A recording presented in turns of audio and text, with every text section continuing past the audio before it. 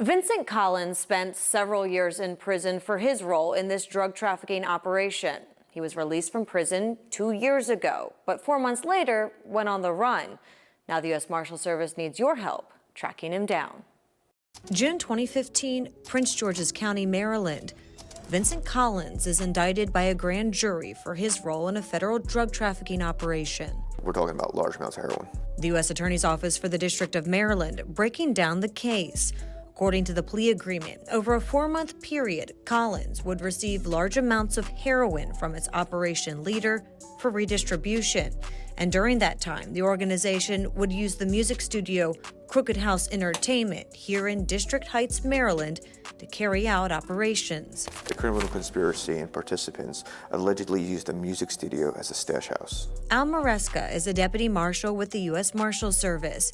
He says drug trafficking organizations will often use storefronts to conceal drug LLCs. Anytime you have any type of drug trafficking conspiracy, there's going to be a need to cover the high level of traffic that's going to come in and out. And oftentimes criminals resort to using legitimate businesses to further their criminal enterprise. This organization, investigators say, responsible for pushing large amounts of heroin into communities across Maryland. Heroin is an extremely dangerous drug. Anybody who's under the influence of that narcotic can experience head nods. They can unfortunately go to a point where their system slows down so much that they overdose and pass away. The following year, Collins entered into a plea agreement and pleaded guilty to conspiracy to distribute and possess with intent to distribute controlled substances and possession of a firearm in furtherance of a drug trafficking crime. Based upon his plea agreement, Collins was sentenced to serve 160 months in prison. 13 years in prison, but Collins serving about half of that sentence.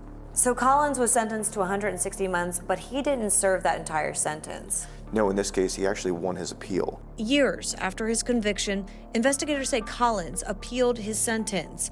Collins argued the scale a judge used to determine the length of his sentence was inaccurate. Judges rely on sentencing guidelines, as shown in this table, weighing the seriousness of the offense with the offender's criminal history category to determine a range of months for sentencing. Investigators say Collins argued his criminal history wasn't calculated correctly.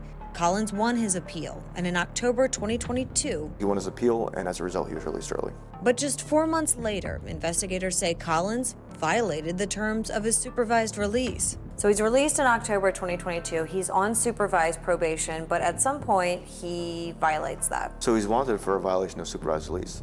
In this instance, he was released from federal prison, and while he was supposed to report in with the probation officer, he failed to do so on multiple occasions. That was in February 2023, nearly 2 years ago.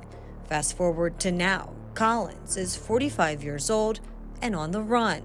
Authorities stress he must be found. Heroin and fentanyl are extremely dangerous drugs, and so anytime an individual is alleged to have participated in that conduct, it presents a threat to community and public safety.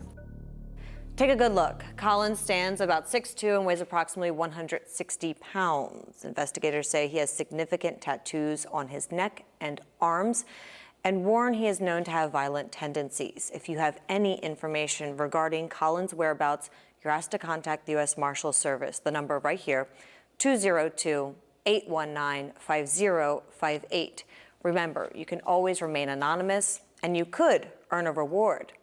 I'm Alexa Ashwell, and this is Maryland's Most Wanted.